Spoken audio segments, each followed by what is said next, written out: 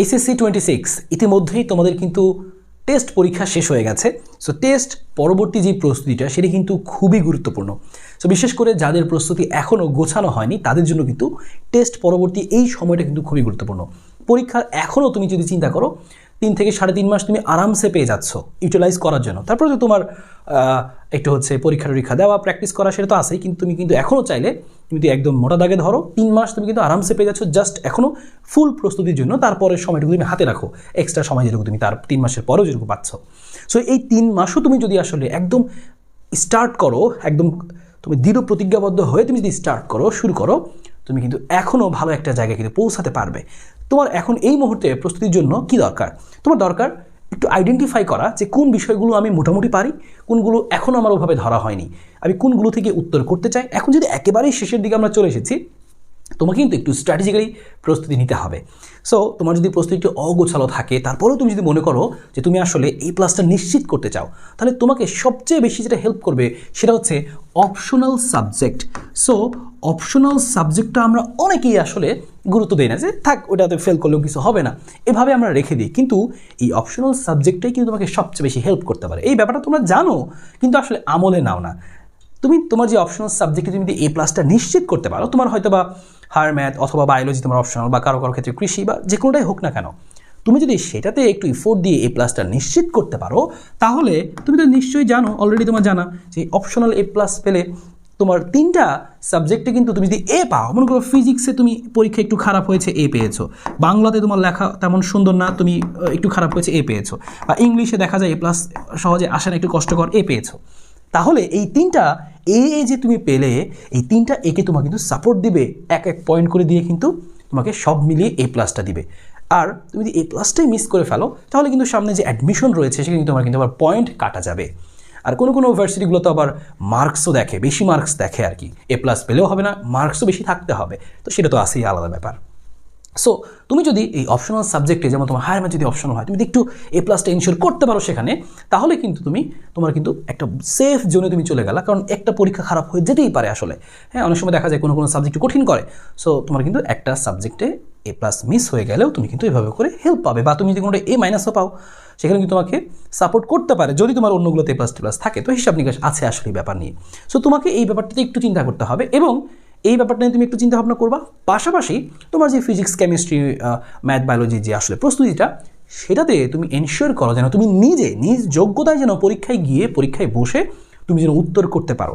আমার পাশের বন্ধু, আমার পিছনের বন্ধু, সামনের বন্ধু, এইগুলো কিন্তু এইচএসসিতে খুব একটা তোমাকে হেল্প করবে না, একেবারেই হেল্প করবে না। সামান্য কিছু হেল্প পেতে পারো, খুবই সামান্য যদি সুযোগ পাও। কিন্তু এই যে পরীক্ষার, তোমরা যখন কলেজে পরীক্ষা দাও, দেখো তো কত কড়া গার্ড হয়, তো তার চেয়েও কঠিন গার্ড আসলে হবে এইচএসসি পরীক্ষাতে। সো তোমরা নিশ্চয়ই সে সম্পর্কে অবগত আছো। তো সেটা মাথায় রেখেই তোমাকে প্রস্তুতি নিতে হবে, সর্বোচ্চ তোমার চেষ্টা থাকতে হবে যেন তুমি তোমার যোগ্যতায় আসলে পরীক্ষায় গিয়ে লিখতে পারো। এখন আসলে এই শেষ মুহূর্তে তোমাকে স্ট্র্যাটেজিক্যালি প্রস্তুতি নিতে হবে যেন তুমি সিকিউতে 5টা সিকিউ কনফার্ম করতে পারো, এমসিকিউ যেন নিজ যোগ্যতায় নিজে একদম খুব সুন্দরভাবে সময়ের মধ্যে 25টা উত্তর করতে পারো। সেখানে তোমার ম্যাক্সিমাম 25 যেন তোমার রাখার চেষ্টা করতে হবে, তবে যেন মিনিমাম তোমার জন্য 20-এর উপরে থাকে, সেই চেষ্টাটা থাকতে হবে। তো এই জন্য কিন্তু তোমাকে এখন একটু গুছিয়ে প্রস্তুতি নিতে হবে। এই শেষ মুহূর্তে যত বেশি গুছিয়ে নিবা, তোমার কিন্তু পরীক্ষার হলে নার্ভাসনেসটা তত কমে যাবে, তুমি কিন্তু তত ভালো আসলে আউটপুটটা পাবা, ভালো কিন্তু তুমি পরীক্ষা দিতে পারবা।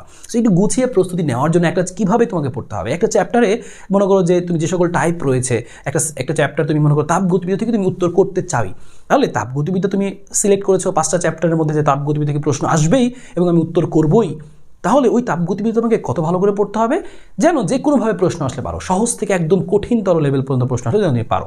একটু গুছিয়ে প্রস্তুতি নিতে হবে, তোমাকে জানতে হবে তাপগতিবিদ্যায় কী কী টাইপ রয়েছে এবং সেই টাইপের প্রত্যেকটা তোমার নখদর্পণে আছে কিনা, কী কী সিকিউ আসতে পারে, কীভাবে ঘুরিয়ে আসতে পারে, তো তোমাকে সেই প্রত্যেকটা বিষয় জানতে হবে।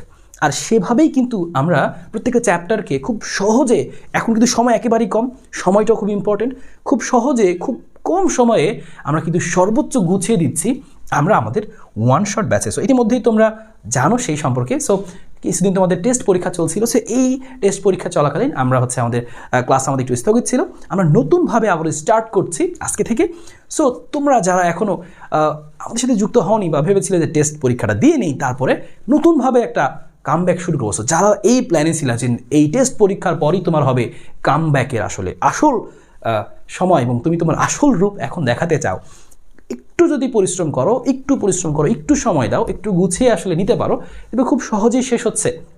আমরা একটা চ্যাপ্টারকে খুব সুন্দরভাবে ভাগ করে, টাইপ ওয়াইজ ভাগ করে, ওই টাইপের আন্ডারে যত প্রশ্ন যতভাবে আসতে পারে, সহজ থেকে শুরু একদম কঠিন লেভেল পর্যন্ত কিন্তু আমরা গুছিয়ে দিচ্ছি। ওয়ান শট মানে এই না যে শুধুমাত্র সূত্র দেখা দিলাম আর 2-4টা সিকিউ করে দিলাম, ব্যাপারটা তা না। আমরা কিন্তু অ্যানালাইসিস করে গুছিয়ে যে এই চ্যাপ্টারে এই টাইপ রয়েছে, ওই টাইপের আন্ডারে যা যা জানা প্রয়োজন শুরুতে সেগুলো বুঝিয়ে দিয়ে, জানিয়ে দিয়ে আমরা ওই টাইপ থেকে কত প্রশ্ন কতভাবে আসতে পারে, বা তোমার যে প্রশ্নগুলো করলেই আসলে তুমি একদম কম্প্যাক্টভাবে তোমার প্রস্তুতিটা হয়ে যাবে সেভাবে করিয়ে দিচ্ছি।